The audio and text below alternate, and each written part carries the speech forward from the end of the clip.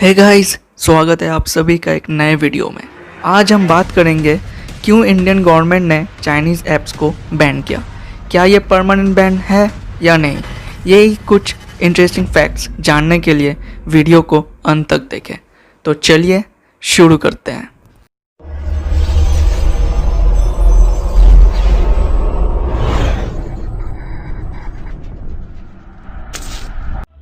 Fact number 1, serious security concerns.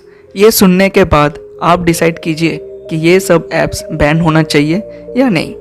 First of all, the most downloaded app on the play store among 59 Chinese apps में से TikTok है, जिसका data कहाँ store होता है, ये ऐप कैसे यूज़ होता है, इन सब चीज़ों के बारे में क्वेश्चन 2018 से रेज हो रहा है। इनफैक्ट सिर्फ टिकटॉक नहीं, बाकी सब apps like CamScanner, UC browser, ये दोनों ऐप के डेटा भी चाइना में स्टोर होता है।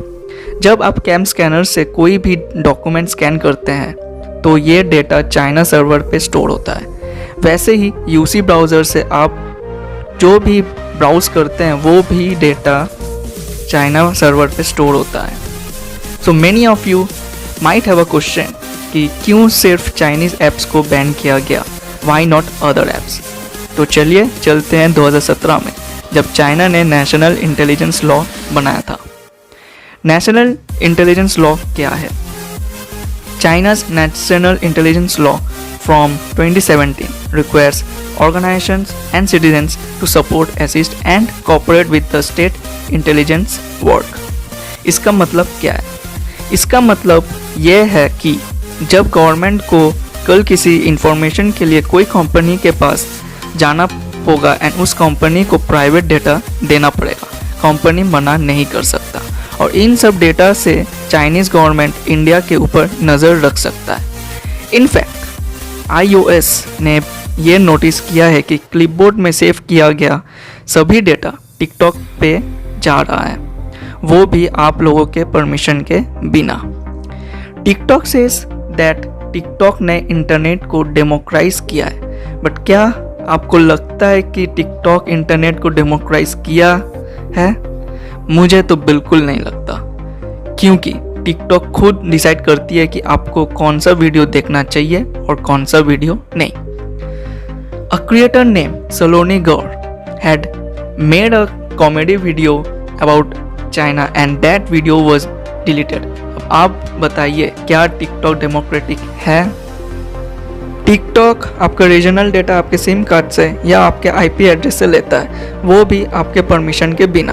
पर गूगल मैप्स जैसे ऐप्स भी आपके परमिशन के बिना आपका लोकेशन ऑन नहीं कर सकता, लेकिन टिकटॉक एंड बाकी चाइनीज़ ऐप्स आपका डेटा आपके परमिशन के बिना लेता है।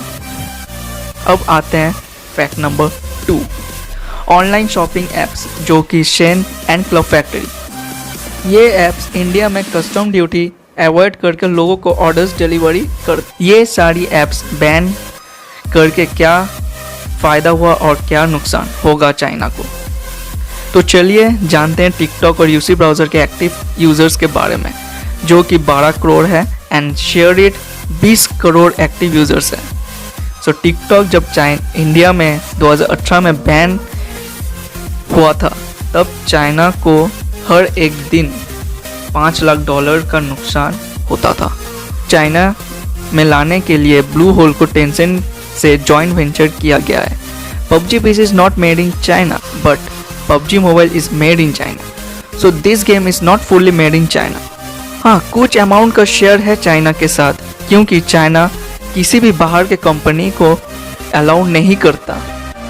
इसलिए बाहर का कोई भी कंपनी जब चाइना में आना चाहता है तो उस कंपनी को चाइना के साथ जॉइंट वेंचर करना पड़ता है। मेरे हिसाब से ये सेम रूल इंडिया में भी होना चाहिए, तो फिर आपका कोई भी डेटा बाहर स्टोर नहीं होगा, आपका जो भी डेटा सब इंडियन सर्वर पे स्टोर होगा।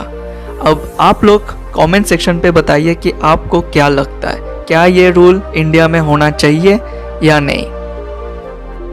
अब हम लोग बात करेंगे कुछ ऑल्टरनेटिव ऐप्स के बारे में।